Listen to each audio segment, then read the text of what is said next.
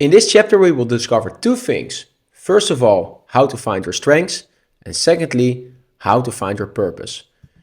Regarding the strengths, we will discuss several methods, and I will show you how to acquire or get insight into your strength set, so to say, as well as some remarks, the benefits and the downsides of knowing one's strengths. On the purpose department, the exact same thing. We will dive in how to get more insight into what makes you, what drives you, so to say, but also I will explain that it's perfectly fine that you will miss your purpose or that you have no idea what your purpose is whatsoever. So yeah, once again, if you have troubles or difficulties finding your strengths as well as your purpose, this is your chapter. So let's start with strengths. Why is it important?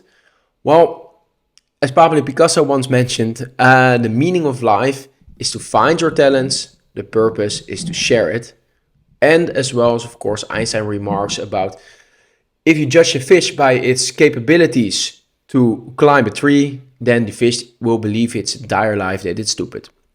So knowing one's strengths gives more insight and more clarity about the paths that you can participate in.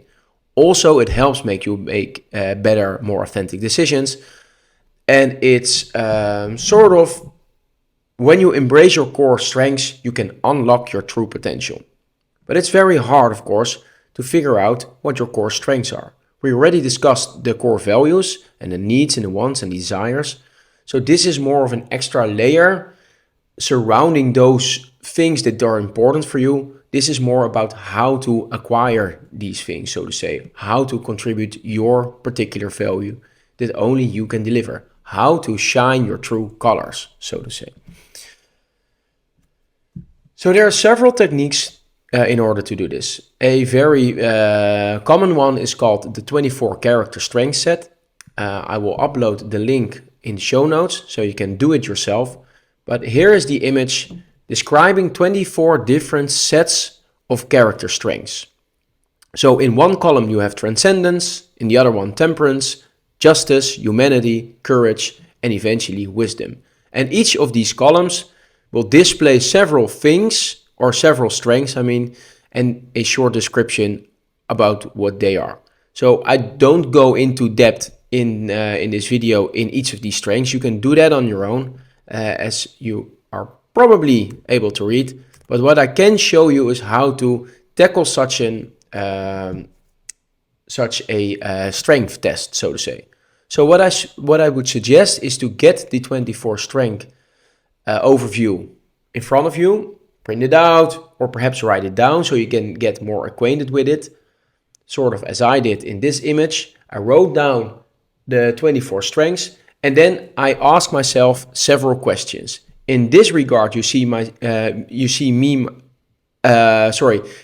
results of me asking myself 3 questions, and then I grade myself for each strength.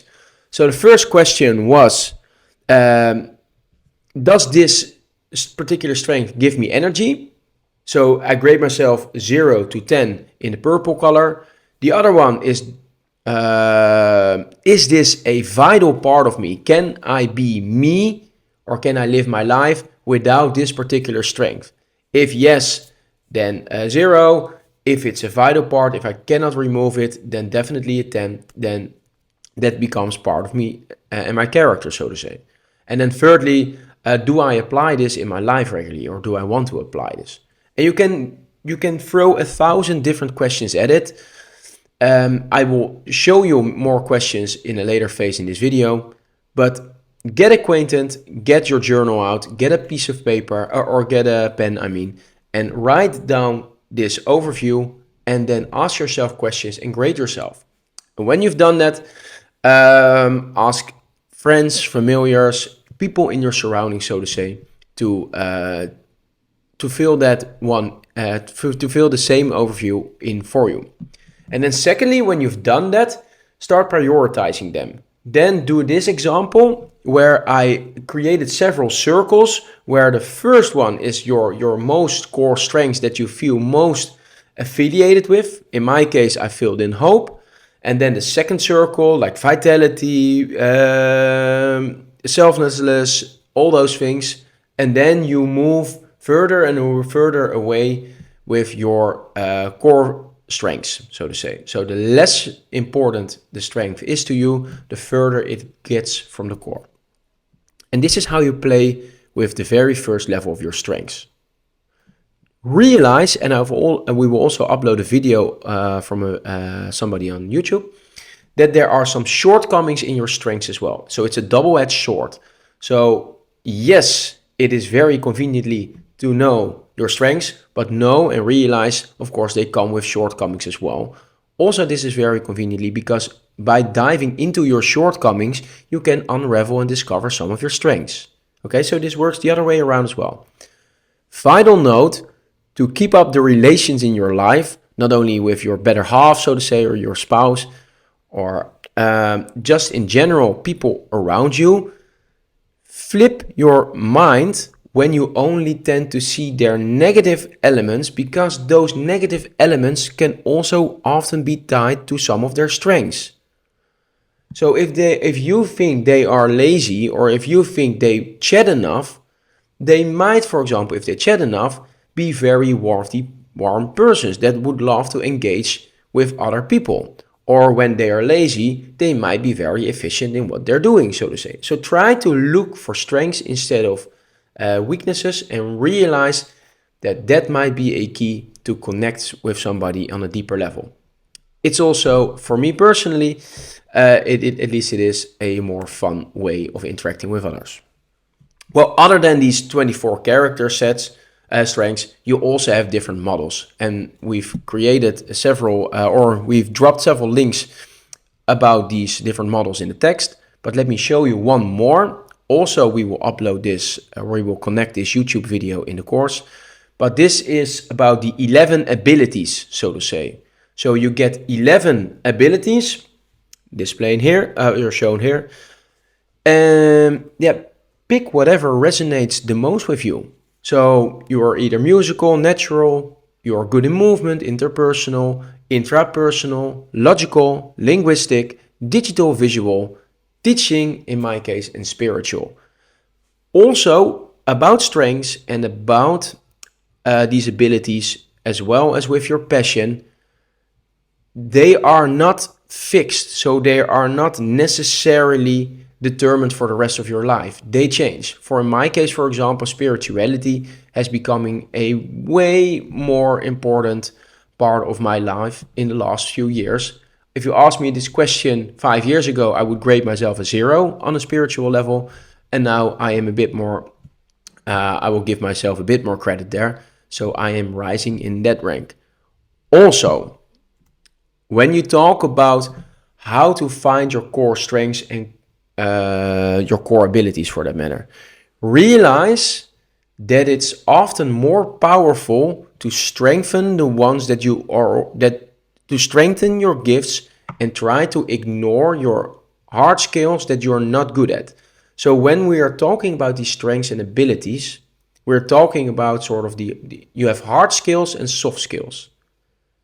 And do the following. Regarding the hard skills, focus on your strengths, and I wouldn't say ignore the weaknesses, but like if you could divide your time between your strengths and your weaknesses, I would say do like 80-20, 90 or 90-10, or perhaps even 100% on your strengths and 0% on your weaknesses. On soft skills, however, flip that model. Focus on those elements that you are weaker in. So if you have no empathy, or if you have no listening skills, so to say, try to develop those, because you will need those soft skills in order to fully support and launch your hard skills. So focus on your strengths in the hard skills, focus on your weaknesses in the soft skills. It's a flipping them all. Fun fact in that regard, people often tend to do otherwise. So it's a counterintuitive move. Okay, so you might have some challenges with discussing or with finding your core strengths. Here are some quick exercises on how to find more. Feedback, ask for a lot of feedback. Try to make that as diverse as you can. So teachers, mentors, friends in your environment. Seek input and feedback from trusted friends, so to say. Also, reflect on your values. Reflect on what gives you energy. What did you do as a kid? Let's dive into some of the questions that you can do. So, other than that, if you still have problems finding your core strengths, also take some online quizzes. We will drop the links in the show notes.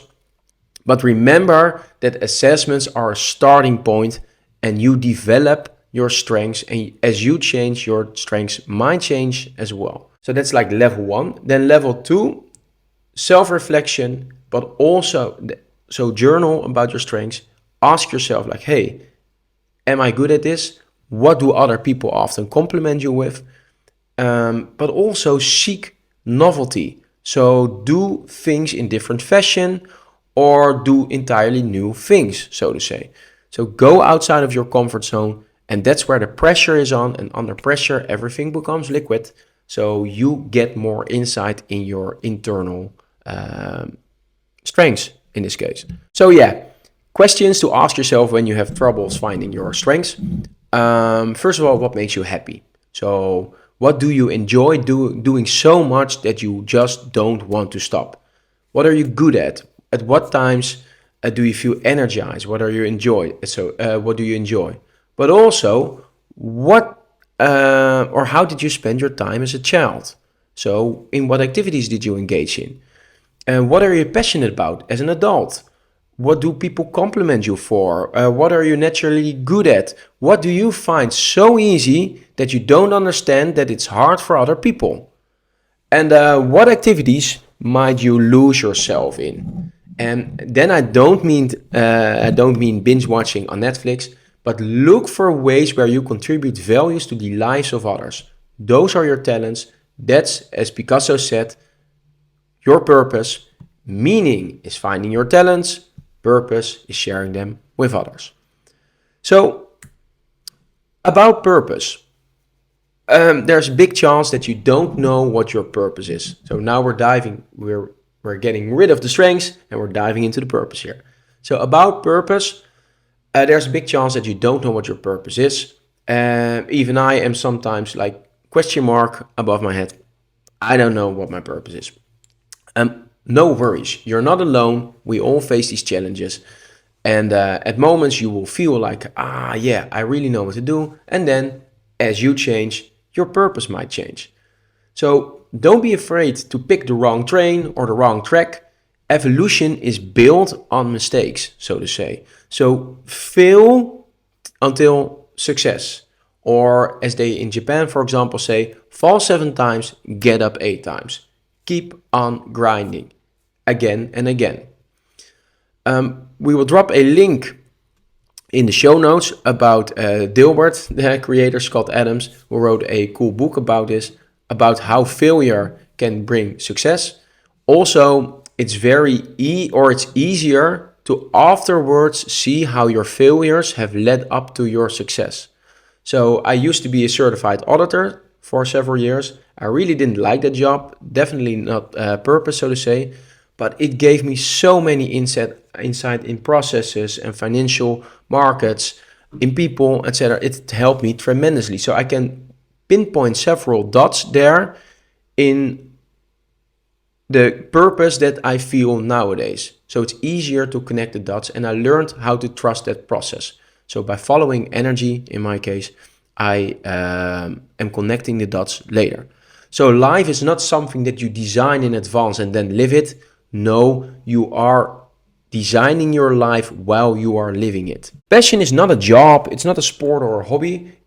It is the full force of your attention and energy in doing what's right in front of you. So give it everything you have. The Gambate slogan, so to say. If you get stuck, so if you're stuck about finding your passion or your presence or whatsoever, balance your awareness more from future towards your present moment to become mindful, so to say. So spend your time and attention solving your favorite problems, and also take a closer look to the problems that your fellow people around you have. So that's where your value lies, so to say. And then perhaps to finish this one off, Obama's number one advice to the young, become somebody who gets things done. So yeah, if you get stuck, try to get things done, help other people, and then you will learn that you don't follow your passion follows you.